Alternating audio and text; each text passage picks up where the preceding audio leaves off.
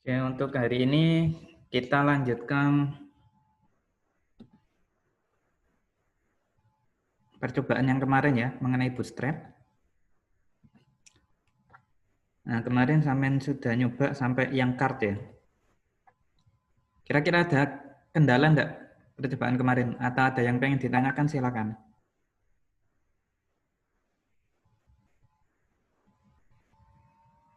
Kira-kira paham cara penggunaan bootstrap?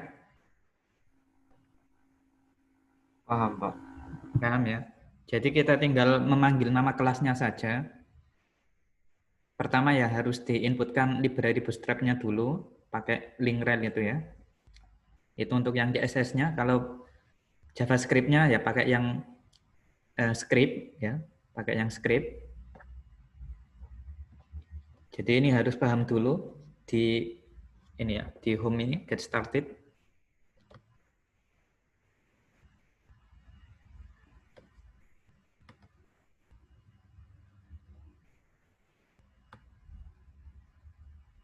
Nah, jadi yang pertama harus dilakukan ketika menggunakan Bootstrap 4, yaitu sampean harus memanggil library-nya terlebih dahulu. Nah, untuk pemanggilannya ini bisa secara online atau bisa juga secara offline. Kalau online ya tinggal sampean ketik saja URL-nya, ya URL library-nya, mulai dari URL library untuk CSS Bootstrap-nya sama JavaScript-nya. Oke, sampai sini nggak ada masalah ya. Jadi harus dipanggil dulu library-nya. Nah, kemudian kalau pengen mengubah tampilan, nanti sampean bisa ubah-ubah berdasarkan nama kelasnya. Kalau misal sampean pengen memberi tabel dengan warna hijau, berarti pakai kelas ini ya, BG Success. Jadi tinggal ditambahkan nama kelasnya saja. Lebih mudah kan ya, pakai Bootstrap untuk tampilan. Nah, kemudian nanti percobaannya silakan dilanjutkan ini ya, mulai dari drop down. Nah, drop down ini membuat tampilan seperti ini. Nah, ini ya.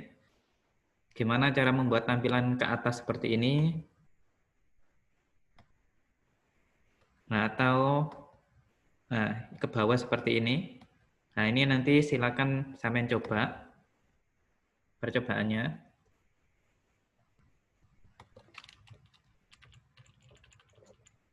Ya, jadi tinggal menambahkan kelas-kelas seperti ini. Kelas drop down menu, kemudian drop down item. Drop down item ini untuk list itemnya ya. Jadi menu yang ditampilkan di bawah ini apa? Nah, ini pakai kelas drop down item. Nah, kalau yang atasnya ini warna biru ini, tombol drop down button yang warna biru ini pakai ini ya, kelas drop down. Kemudian di buttonnya ditambahkan kelas btn, button primary. Button primary ini berarti warna biru. Kalau ini diganti button sukses, berarti nanti tombolnya jadi warna hijau. Ya, seperti ini ya. Nah, jadi tinggal ditambahkan nama kelasnya kalau kita menggunakan Bootstrap. Nah, ini harus dicoba dan dipahami ya. Jadi sampean nggak bingung ketika nanti pengen membuat tampilan button drop down, nah itu sampean nggak bingung. Jadi nanti tinggal dipanggil nama kelasnya, mulai dari kelas drop down menunya, drop down itemnya, kemudian drop down divider. Nah, drop down divider ini ya. Jadi pembagian drop down. Divider ini adalah pembagi drop down. Jadi nanti tampilannya ada garis ya, garis kotak ini menandakan bahwa dia menggunakan kelas drop down divider. Ya. Ini untuk yang drop down. Nah, kemudian untuk yang Weather School ini nanti silakan dicoba ya. Silakan dicoba.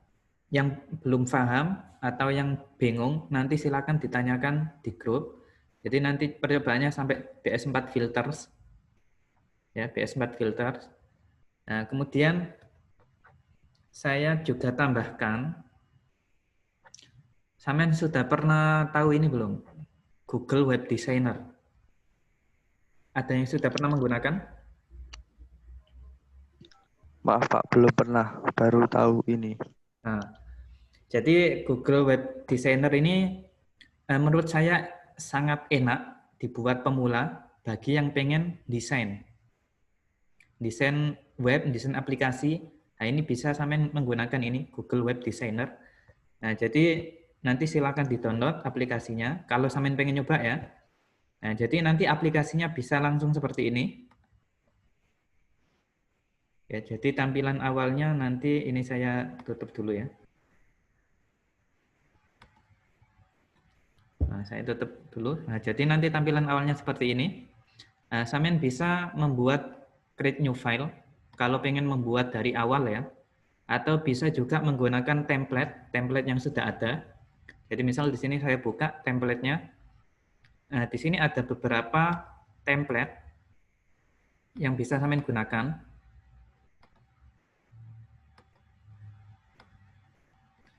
Nah, ini ya, mulai tampilan untuk banner for display. Nah, ini tinggal sampean klik. Nah, nanti tampilannya di sini sudah dibuatkan. Nah, ini tampilan layout-nya ya. Jadi nanti desainnya kira-kira seperti ini. Kita bisa lihat preview-nya. Oke, responsif. Nah, kalian bisa cari browsernya, pakai Chrome, Firefox, atau yang lain. Terus kita bisa lihat preview-nya, hasilnya nanti seperti apa.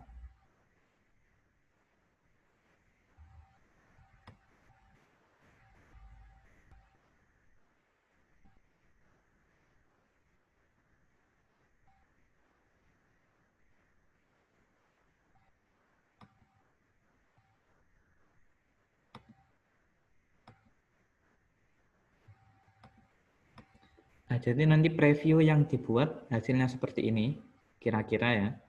Jadi desain layout-nya nanti seperti ini.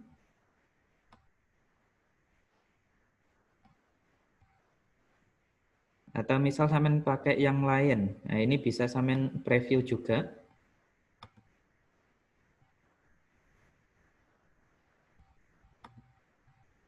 Nah, ada yang bisa di preview, ada yang tidak bisa ya.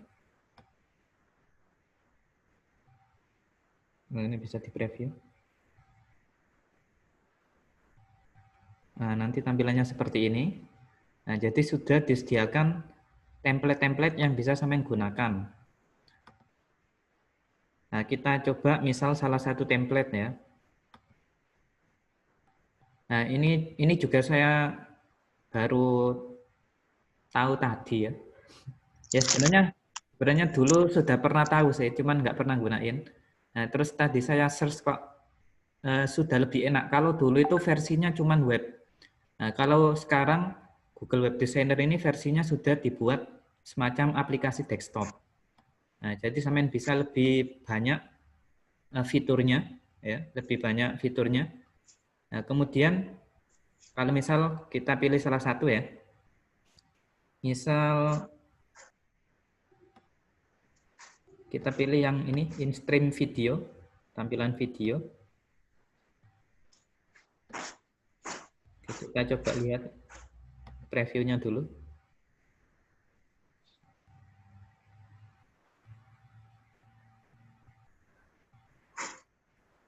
Ya, nanti tampilannya seperti ini ya. Oke, kita coba menggunakan itu. Kita pakai template yang ini. Nah, tinggal pilih yang ini, use layout. Kemudian kita kasih nama YouTube misalnya, video aja. Create. Apa itu? Tidak bisa membuka file? Kok nggak bisa? Apa dibatasi ya?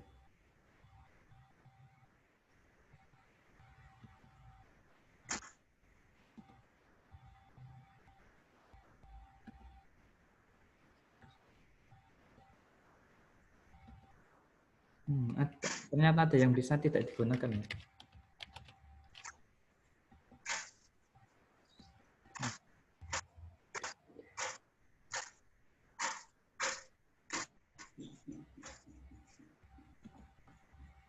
Oh, nggak bisa digunakan.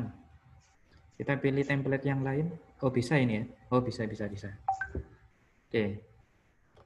Oke, jadi nanti sudah disediakan template seperti ini. Nah, ini desain view-nya. Kalau sampean pengen lihat codingannya, bisa lihat di sini, code view. Nah, jadi nanti bisa langsung melihat, oh kodenya itu sudah jadi gitu ya. Kodenya sudah bisa langsung jadi, dan di sini sudah ada source-nya. Ya, sudah ada source-nya. Nanti tinggal bisa sampean copy. Kalau kita lihat preview ya, kita lihat hasilnya di Chrome.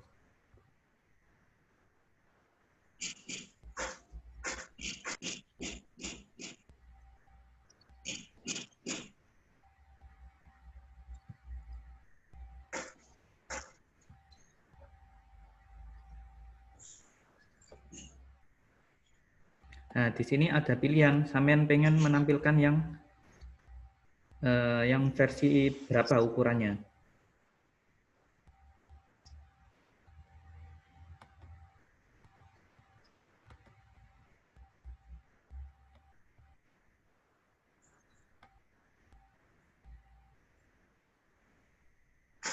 Ya, di sini ada banyak ukuran.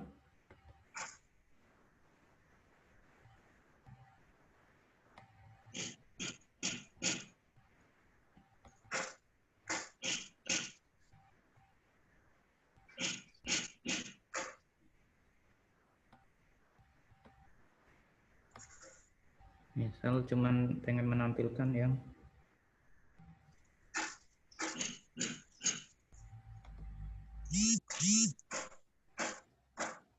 ya, jadi nanti previewnya kurang lebih seperti ini. Nah, ini kalau pakai template ya.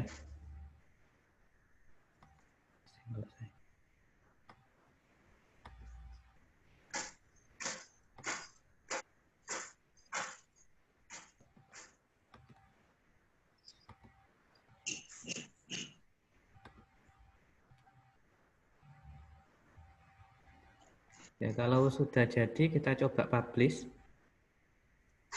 Ini saya juga baru nyoba ya. Barusan saya nyobain. Oke, kita lihat hasilnya di dokumen. Ini ya, LA.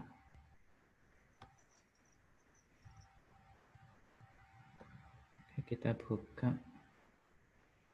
Yang mana ini?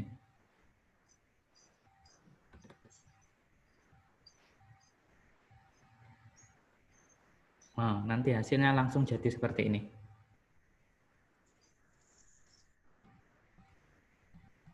Oke, sampai sini ada yang pengen ditanyakan?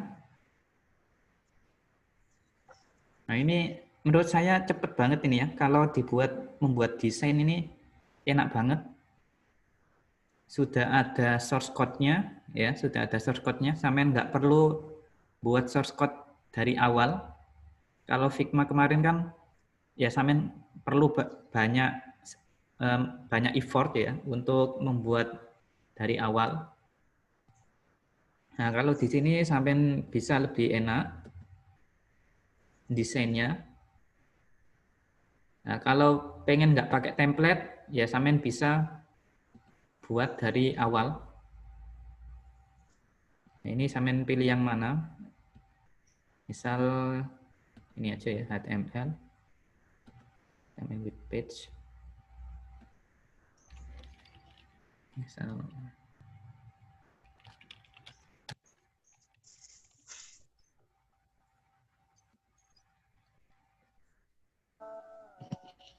Maaf Pak, izin bertanya. ya, silakan. Aplikasinya itu apa ini online atau offline? Ini offline. Nah, jadi sampean harus download dulu, terus diinstal aplikasinya. Nah, terus bisa dilakukan secara offline. Cara membuatnya offline. Nah, tapi kayaknya sih ya, ada beberapa fitur yang bisa digunakan dengan cara menggunakan secara online. Nah, jadi meskipun ini bisa digunakan secara offline, tapi kalau pengen fitur-fitur semuanya itu bisa jalan, ya sampean harus online juga. Nah, tetapi ini bisa dibuat secara offline. Ya. Baik, Pak. Terima kasih. Ya, jadi kalau misal sampean pengen buat dari awal ya bisa dilakukan seperti ini. Ini mulai dari nol ya.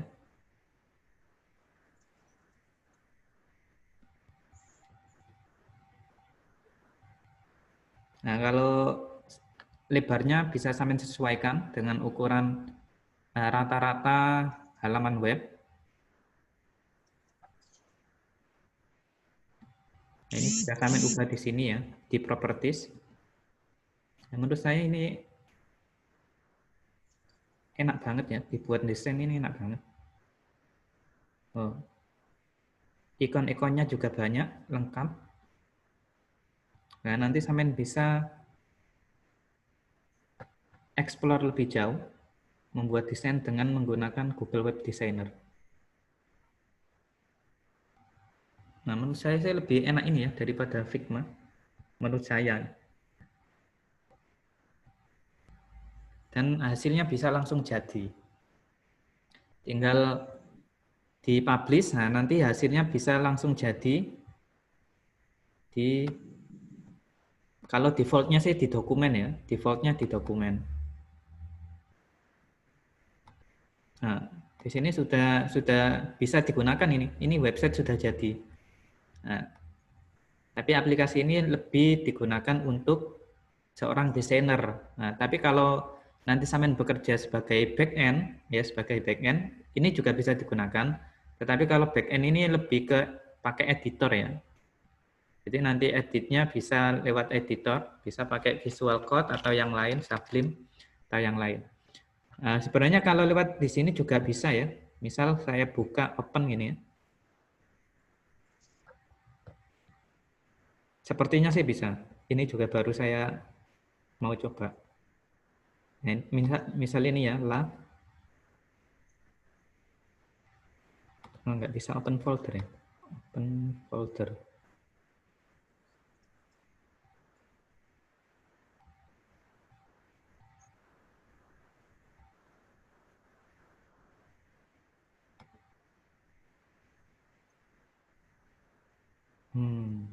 Sepertinya saya harus satu-satu yang editnya ini. Ya, kalau satu-satu sih lebih enak pakai Visual Code. Kalau buat back end ya, kalau buat front end sih ini enak banget Google Web Designer ini. Tahu back end sama front end ya? Baik, Pak. Tahu. Tahu, Pak. Ya, jadi kalau back end ini nanti lebih fokus pada fungsi-fungsi websitenya gitu ya, action-actionnya apa saja. Kalau yang front end ini nanti lebih fokus ke bagian user interface-nya. Nah, kalau untuk yang back end biasanya ya lebih enak pakai yang Visual Code. Soalnya editornya lebih membantu ketika proses ngoding. Nah, kalau ini lebih fokus ke bagian desain. Oke, waktunya tinggal 10 menit.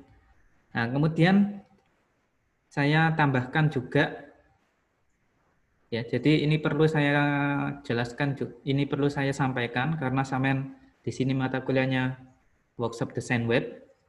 Nah, makanya saya tambahkan beberapa tools-tools yang bisa sampean gunakan untuk mempermudah dalam desain web. Nah, tapi sampean juga harus paham, makanya selain saya jelaskan tools-tools yang bisa sampean gunakan, sampean juga harus paham konsep dasarnya, yaitu sampean harus belajar di Witri School tadi. Nah, Witri School itu konsep dasar, jadi cara membuat desain seperti ini tuh aslinya seperti apa gitu ya, alurnya itu seperti apa, nah itu sampean harus paham. Nah, soalnya di sini kan, nah misal ini ya, nah kalau kita lihat code view-nya, kodenya, nah di sini banyak memanggil beberapa CSS, ya ada GWT Page Style CSS. Nah ini adalah library-library dari Google Web Designer-nya. Nah, ini library yang sudah disediakan ya sama Google Web Designer. Jadi sampean bisa langsung menggunakan ini. Kemudian yang ini style teks CSS. Nah, ini adalah CSS tambahan, ya, bukan dari library-nya. Kalau ini CSS tambahannya. Nah, kemudian di sini juga ada event-nya, JavaScript-nya. Nah, kalau sampean nggak paham mengenai JavaScript, otomatis bingung. Ya, otomatis bingung ini membacanya gimana. Nah, makanya sampean harus paham dulu konsep dasarnya, Geometry School, mulai dari HTML, CSS, JavaScript, Bootstrap, dan lain sebagainya. Ya, jadi tools ini bisa sampean gunakan kalau pengen membuat desain secara cepat. Nah, untuk nanti demonya tidak harus pakai ini ya. Jadi manual boleh, pakai ini ya boleh, tapi harus paham juga. Intinya ketika demo harus paham cara menjelaskan website yang sampean buat. Intinya itu. Nah, kemudian saya tambahkan CRUD ya. Kemarin kan mungkin teman-teman juga masih banyak yang kurang paham ya mengenai CRUD, cara membuat CRUD itu kemarin seperti apa. Nah, saya tambahkan juga tools yang bisa membantu sampean untuk mempermudah dalam membuat CRUD. Nah, jadi di sini ketika sampean buka ini ya, CRUD native PHP generator. Nah, jadi saya cari sebuah generator yang fungsinya itu untuk membuat CRUD secara otomatis. Jadi nanti kita tinggal menambahkan kita tinggal menambahkan database-nya. Nah, saya menggunakan yang ini, Gandhi Wibowo ini ya, punyanya Gandhi Wibowo. Nah, di sini sudah ada GitHub-nya, tinggal sampai download. Ini ya, tinggal sampai download. Ini pilih kode, terus download zip, ya, download zip. Ini saya share di grup ya. Oke, sudah saya share. Nah, kalau sudah di-download, sampean ekstrak. Ya, sampean ekstrak ini ya, diekstrak. Nah, ini di-copy ke exam sampean. Ini saya jelaskan cepat, soalnya waktunya mau habis. Nah, sampean taruh di htdocs, ya, taruh di htdocs. Nanti tampilannya seperti ini. Kemudian cara membuatnya, jangan lupa dinyalakan dulu examnya.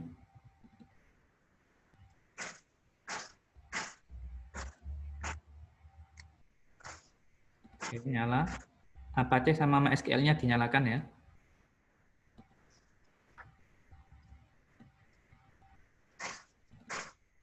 Ya, kemudian ini kita panggil localhost.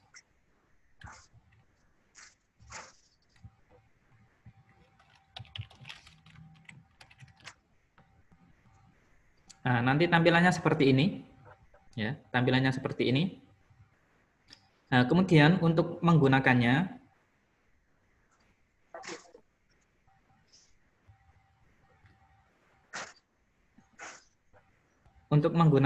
sampean harus menambahkan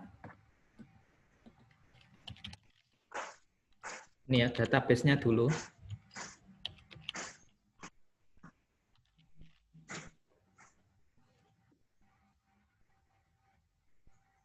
Nah, jadi database-nya harus sudah dibuat dulu di phpMyAdmin. Nah, misal saya mau membuat CRUD untuk ini ya, database test. Nah, database test ini saya sudah buat beberapa tabel, mulai absensi, blog, calon siswa, COVID, karyawan, dan lain sebagainya. Nah, ini adalah tabel-tabel yang sudah saya buat di database test. Nah, untuk membuatnya, sampean buka ini ya, CRUD, terus config,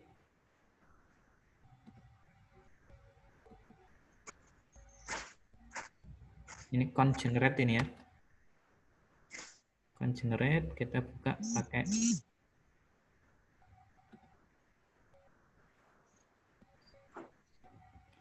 Studio Code.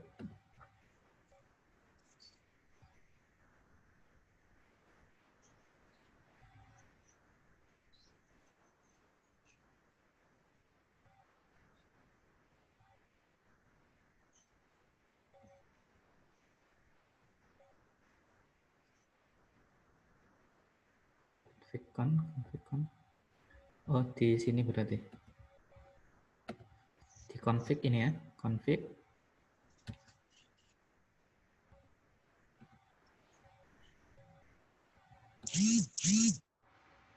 Nah, di sini DB name-nya sampean ganti tes, sampean isi tes, hostnya localhost, DB user-nya root.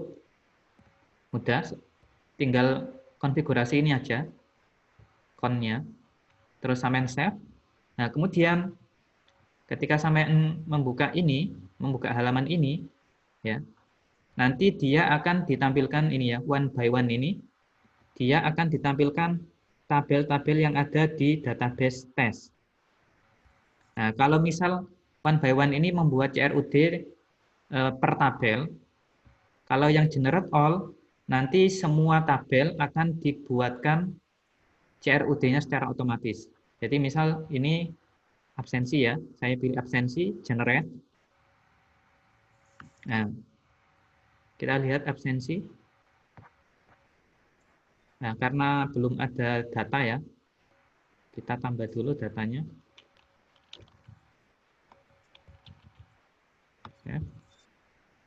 Nah, di sini akan tampil seperti ini. Nah, tampilan awalnya ini dia masih belum menggunakan Bootstrap, masih belum menggunakan CSS, jadi tampilannya cukup jelek ya. Nah, kalau sampean pengen mengubah, nah kalau kita lihat di sini,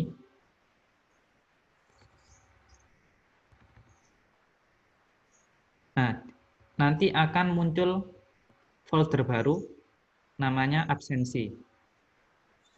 Nah, karena sampean sudah membuat CRUD untuk absensi. Nah, kemudian kalau kita lihat indeksnya ini ya. Nah, kita lihat indeksnya. Nah, di sini sudah menggunakan Bootstrap. Nah, tapi ini harus diganti ya. Base URL-nya ini harus diganti.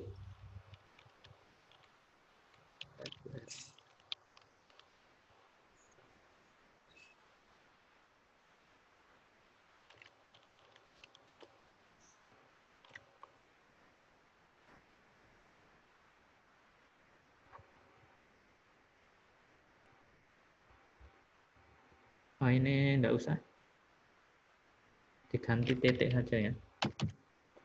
Ganti titik. Kenapa kok titik?